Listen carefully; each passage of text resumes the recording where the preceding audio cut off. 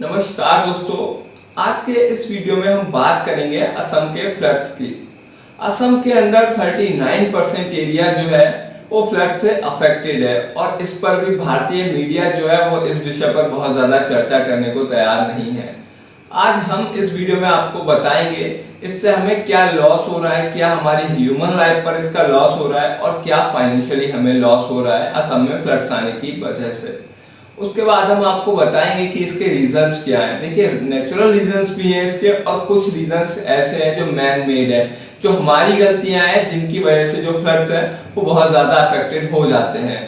Last में हम बात करेंगे इसके सोल्यूशन की, क्या ऐसे सोल्यूशन हो सकते हैं जिनसे हम इसके इफेक्ट को कम कर सकें। देखिए, ये फ्लड है, नेचुरल है, तो इसको बिल्कुल बंद तो नहीं किया जा सकता, लेकिन हाँ इसके जो इफेक्ट है इसको कम जरूर किया जा सकता है। आज अगर बहुत ज्यादा नंबर में लोग अफेक्टेड हैं तो अगर हम ऐसी स्ट्रेटजी अपनाएं, इसके सोल्यूशन पर बात करें, तो ऐसा बिल्कुल हो सकता है कि ऐसा कुछ करने से ये जो नंबर्स की संख्या है अफेक्टेड लोगों के, ये कम हो जाए। तो आज इस वीडियो में हम सारी जानकारी आपको देंगे। अब हम बात करते हैं लॉस की, किस प्रकार से हमारा नुकसान होता है। तो उससे पहले आप जान लीजिए कि असम के 30 डिस्ट्रिक्ट यानी कि 30 डिस्ट्रिक्ट ऐसे हैं जो बहुत ज़्यादा प्रभावित हैं इस फ्लड से, और पहले भी ऐसे 10 मेजर फ्लड्स आ चुके हैं जिनमें बहुत ज़्यादा लोगों का नुकसान हुआ है और बहुत ज़्यादा फाइनेंशियली नुकसान हुआ है। फिलहाल अगर हम पिछले कुछ वर्षों का डेटा देखें तो 2015 में इस फ्लड के कारण 42 लोगों की मौत हो गई थी। एवरेज लगभग 15 लाख लोगों को डिस्प्लेस करना पड़ा था, यानी कि दूसरी जगह शिफ्ट करना पड़ा था। यही आंकड़ा 2016 में था, 28 लोगों की डेथ हुई थी और एवरेज 17 लाख लोगों को डिस्प्लेस करना पड़ा था। 2017 की बात करें तो यहाँ पर 85 लोगों की डेथ हो गई थी और एवरेज 17 लाख लोगों को डिस्प्लेस करना पड़ा। लेकिन आज की कंडीशन की बात करें तो एवरेज 27 लाख से ज्यादा लोग इससे अफेक्टेड हैं और अभी तक 105 से ज्यादा लोगों की मृत्यु हो चुकी है। दोस्तों, मैं आपको बता दूं, ये थी ह्यूमन लाइफ। अगर हम एनिमल लाइफ की बात करें तो जो काजीरंगा पार्क है असम के अंदर, वो भी 90% जो पानी के अंदर डूब चुका है और इससे भी 96 एनिमल्स की मृत्यु हो चुकी है और काफी जानवरों को रेस्क्यू करने के बाद बचाया भी गया है। तो ये तो था हमारी लाइफ पर इफेक्ट, इतने लोगों की मौत हो चुकी है। लेकिन फाइनेंशियली बात करें तो गवर्नमेंट ऑफ आसाम के वाटर रिसोर्स डिपार्टमेंट के अनुसार मिनिमम से मिनिमम जो हमारा फाइनेंशियली लॉस होता है फ्लड के कारण वो 200 करोड़ का होता है। वहीं अगर मेजर फ्लड की बात करें तो 1998 में यही लॉस जो था वो 500 करोड़ का था और 2004 में यही जो लॉस था वो 771 करोड़ रुपए का था। इतना नुकसान मेजर फ्लड में हुआ था। देखिए, अगर लैंड की बात करें तो नई जमीन जो है वो कटान के कारण 8000 हेक्टेयर खराब हो जाती है। ये डेटा जो है वो गवर्नमेंट ऑफ आसाम के वाटर रिसोर्स डिपार्टमेंट की वेबसाइट से मैंने निकाला है। तो 8000 एकड़ जो जमीन है वो हर साल नई जमीन खराब हो जाती है, एवरेज इतनी, क्योंकि ये जो है ब्रह्मपुत्र नदी जिसकी वजह से असम में फ्लड्स ज्यादा आती है, तो वो जो है वो स्टेबल नहीं है, वो अस्थिर नदी है जिसकी वजह से हर साल नई 8000 एकड़ जमीन जो है वो कट जाती है या फिर कह सकते हैं कि वो अनुपजाऊ हो जाती है। तो चलिए अब हम बात करते हैं इसके रीजंस पर। क्या रीजन है कि जिनके कारण ये जो फ्लड है बहुत ज्यादा आते हैं। सबसे पहले नेचुरल रीजंस की बात करेंगे, उसके बाद हम मैन मेड यानी कि एंथ्रोपोजेनिक रीजंस की बात करेंगे जो मानव जनित हैं। रीजंस की अगर हम बात करें तो उसमें सबसे पहले हम बात करते हैं यहाँ पर नेचुरल रीजंस की। उसमें हमारे पास 3 पॉइंट है। सबसे पहला है हमारा लैंडस्लाइड एंड अर्थक्वेक, ये बड़ा कारण है जिसकी वजह से असम में फ्लड्स आते हैं। दूसरा है हमारा रेनफॉल, हैवी रेनफॉल भी बहुत बड़ा कारण है असम में फ्लड्स का।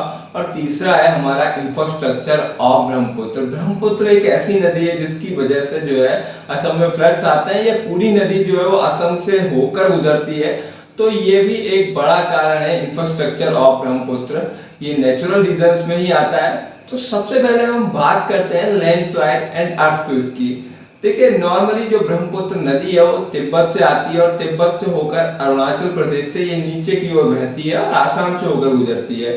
तो क्या होता है, नॉर्थ में बहुत ज्यादा लैंडस्लाइड और बहुत ज्यादा अर्थक्वेक की घटनाएं होती हैं। जब ये प्लेटो से होकर गुजरती है पहाड़ियों के बीच से, तो लैंडस्लाइड और जो अर्थक्वेक का मलबा होता है, जिसे हम सेडिमेंट बोलते हैं, वो अपने साथ लेकर आती है, जिसके कारण क्या होता है, पानी का बहाव तो तेज होता ही है डाउन फ्लो होने की वजह से, नीचे की ओर बहने की वजह से। तो ये जब असम से होकर गुजरती है तो दोस्तों इसको एक फ्लैट प्लेन मिलता है, मतलब एक समतल प्लेन मिलता है। तो क्या होता है कि ये जो मलबा होता है, जिसे हम सेडिमेंट बोल रहे हैं, वो मलबा तो दोस्तों प्लेन में नीचे समतल में दब जाता है और इसका जो फ्लो है, जो लेवल रहता है, वो और थोड़ा सा ऊपर उठ जाता है। ये जो है ऐसी घटनाएं रिपीट होती रहती हैं, यही जो साइकिल है वो रिपीट होता रहता है, जिसकी वजह से क्या होता है, ये बड़ा कारण बनता है वहां पर बाढ़ का या फिर फ्लड का। दूसरा हमारा नेचुरल रीजन है हैवी रेनफॉल। देखिए अगर हम बात करें असम की, तो असम जो है दोस्तों, वहां पर क्लाइमेट जो है वो ट्रॉपिकल मॉनसून क्लाइमेट होता है। इसमें क्या होता है कि यहाँ पर बहुत ज्यादा बारिश होती है, और ये जो असम का क्षेत्र है या फिर असम के आसपास के क्षेत्र की भी बात करें, तो वो बहुत ज्यादा ह्यूमिडिटी फील करता है, यानी कि बहुत ज्यादा नमी वाला क्षेत्र है। इसकी वजह से क्या होता है, जब बहुत ज्यादा रेनफॉल होता है, बहुत ज्यादा बारिश होती है, तो आसपास के क्षेत्र की जो छोटी छोटी सहायक नदियां हैं, उनसे भी पानी आकर ब्रह्मपुत्र में मिलता है। उदाहरण के लिए मैं आपको बताऊं, अरुणाचल प्रदेश, मेघालय, यहाँ से 50 से ज्यादा सहायक नदियां आकर ब्रह्मपुत्र में मिलती हैं, क्योंकि कारण है यहाँ पर ह्यूमिडिटी ज्यादा होने के कारण जो लैंड होती है वो पानी को ऑब्जर्व नहीं करती। तो ज्यादा से ज्यादा बारिश होती है, तो जितना संभव हो सकता है ज्यादा से ज्यादा पानी जो है वो आकर ब्रह्मपुत्र में मिलता है, जिससे ब्रह्मपुत्र जो नदी रहती है वो ओवरफ्लो करती है, और ये एक बड़ा कारण बनता है फ्लड का। तो अगर रेनफॉल यहाँ पर थोड़ी सी भी कम हो मानसून में, तो फिर यहाँ पर फ्लड का जो इफेक्ट है वो कम हो जाएगा। ये दूसरा और बड़ा कारण है यहाँ पर असम में फ्लड का। तीसरा नेचुरल रीजन है इंफ्रास्ट्रक्चर ऑफ ब्रह्मपुत्र, यानी कि ब्रह्मपुत्र नदी का बे कहते हैं, तो वो ऐसे बेस से आती है जो एक बाढ़ का कारण बनता है या फ्लड का कारण बनता है। देखिए सिंपली मैं आपको बता दूं, तिब्बत से होकर, अरुणाचल प्रदेश से होकर ब्रह्मपुत्र जो है वो असम से होकर गुजरती है। तो ये जो फ्लो रहता है इसका, ये नीचे की ओर हमेशा रहता है। ये एक बड़ा कारण है जिसकी वजह से यहाँ पर फ्लड आते हैं। अब सामान्यतः क्या होता है, जब ऊपर से पानी आता है या फिर कहते हैं कि मॉनसून का टाइम आता है, तो वाटर लेवल सामान्यतः बढ़ ही जाता है। यहाँ पर क्या होता है, जब अरुणाचल प्रदेश से ये जो ब्रह्मपुत्र है वो गुजरती है, तो पहाड़ी इलाकों से गुजरती है, जिसके कारण क्या होता है कि सबसे पहले तो ये इसके साथ सेडिमेंट बहुत ज्यादा होता है या मलबा बहुत ज्यादा होता है, और साथ ही इसका जो पानी है जब वो बढ़ता है तो वो हॉरिजेंटल यानी कि चारों ओर न फैलकर वर्टिकल ग्रो करता है, ऊपर की ओर ग्रो करता है। और फिर क्या होता है, नीचे की ओर जब डाउन फ्लो है और वर्टिकल पानी ग्रो करेगा, तो इसका जो प्रेशर है या इसका जो फ्लो रहेगा वो बहुत ज्यादा बढ़ जाएगा। सामान्यतः असम में क्या होता है, इसको फ्लैट प्लेन मिलता है, समतल प्लेन मिलता है, और वहां जाकर क्या होता है, ये जो पानी है उसी फ्लो से जब फैलता है तो वहां के बहुत ज्यादा एरिया को कवर करता है, और जिससे बहुत ज्यादा लोग अफेक्टेड होते हैं फ्लड से। तो ये एक मेजर इम्पैक्ट है, या फिर कह सकते हैं ये एक मेजर रीजन है जिसके कारण जो है फ्लड आती है। तो इंफ्रास्ट्रक्चर उस नदी का, ब्रह्मपुत्र का ऐसा है जिससे यहाँ पर फ्लड आती है। अब हम बात करते हैं मैडमेन रीजंस की। आदमी के द्वारा ऐसे कौन से काम किए गए हैं जिनसे ये जो फ्लड है वो और ज्यादा अफेक्टेड हो जाती है। तो सबसे पहला रीजन है यहाँ पर डैम से अनरेगुलेटेड वाटर रिलीज करना।